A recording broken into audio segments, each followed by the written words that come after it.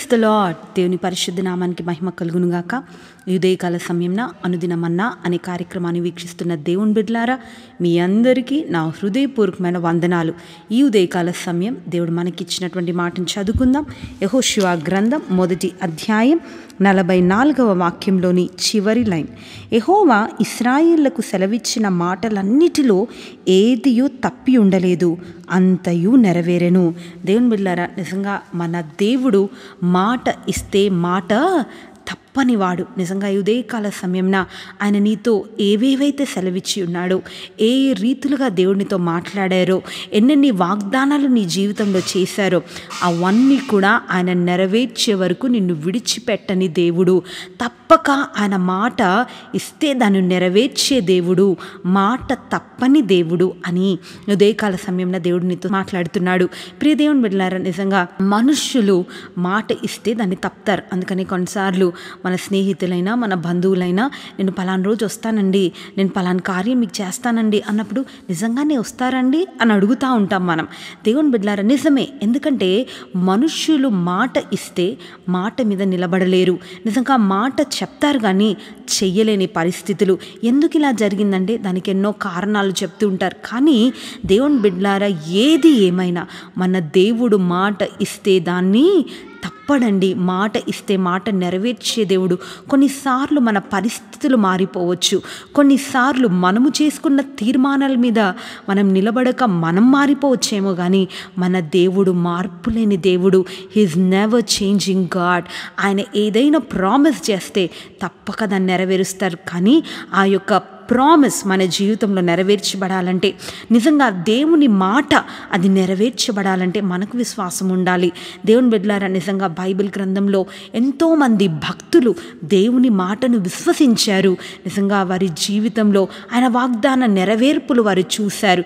నిజంగా నేను ప్రాకారములను పడగొడతానన్నాడు, నేను అగ్ని జ్వాలల నడుమ మిమ్మల్ని దాటిపోజేస్తానన్నాడు, జ్వాలలు మిమ్మల్ని ఏమాత్రం కూడా కాల్చవన్నాడు. చెప్పబడిన వాగ్దానాలు అన్నీ కూడా భక్తులు వారి హృదయాల్లో నాటుకున్నారు. నిజంగా మన దేవుడు ఏదైనా చెప్తే అది నెరవేర్చబడతాదని నమ్మారు. యెహోషువ నమ్మాడు, నిజంగా ప్రాకారములను కూల్చే దేవుడని. నిజమే.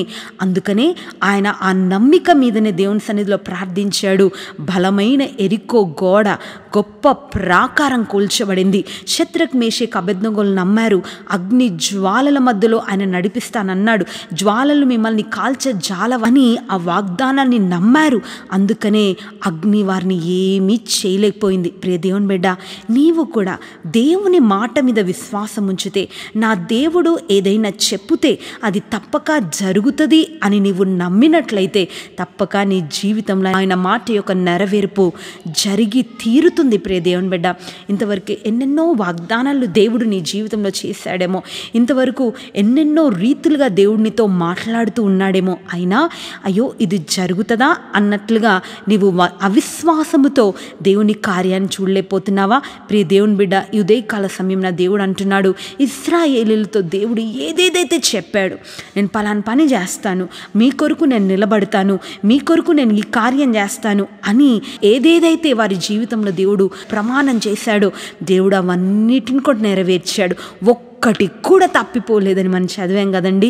దేవుని బిడ్డలారా, నిజంగా నీ జీవితంలో కూడా దేవుడు ఏదేదైతే మాట ఇచ్చాడో, ఏ కార్యమైతే చేస్తానని దేవుడు సెలవిచ్చాడు, ఏది కూడా తప్పిపోకుండా అన్నీ కూడా దేవుడు చేయబోతున్నాడు. దేవుని బిడ్డలారా, ఉదయకాల సమయంలో విశ్వాసం ఉంచి దేవుని వైపు చూడు. నిజంగా ఇంతవరకు దేవుడు వాగ్దానం చేశాడు, ఎప్పుడు జరుగుతుందా అని వేచి ఉన్నావా?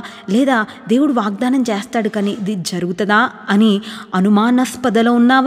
దేవుని బిడ్డ, అదన్నీ కూడా తొలగించి నా దేవుడు నా జీవితంలో కార్యం చేయగలడు, ఆయన మానవుడు కాదు మాట తప్పడానికి అని నీవు విశ్వసించినట్లయితే తప్పక ఏ కార్యాలైతే దేవుడు నీ జీవితంలో చేస్తానన్నాడో, ఏదేదైతే ఉద్దేశం కలిగి ఉన్నాడో, ఏ విషయాలైతే దేవుడు చేస్తానని వాగ్దాన పూరితంగా నీతో మాట్లాడాడో అవన్నీ కూడా దేవుడు చేయబోతున్నాడు. నమ్మినట్లయితే అందరం విశ్వాసంతో ప్రార్థన చేద్దాం. Let us all look on to a God who's a promise keeping God. దేవుని బిడ్డలారా, ఆయన వైపు మనం చూసి ప్రార్థన చేద్దామా? నీ జీవితంలో ఆయన మాట యొక్క నెరవేర్పు జరగబోతుంది. ప్రార్థన. ప్రేమ కలిగిన దేవా, పరిశుద్ధుడా, మీకు స్తోత్రం.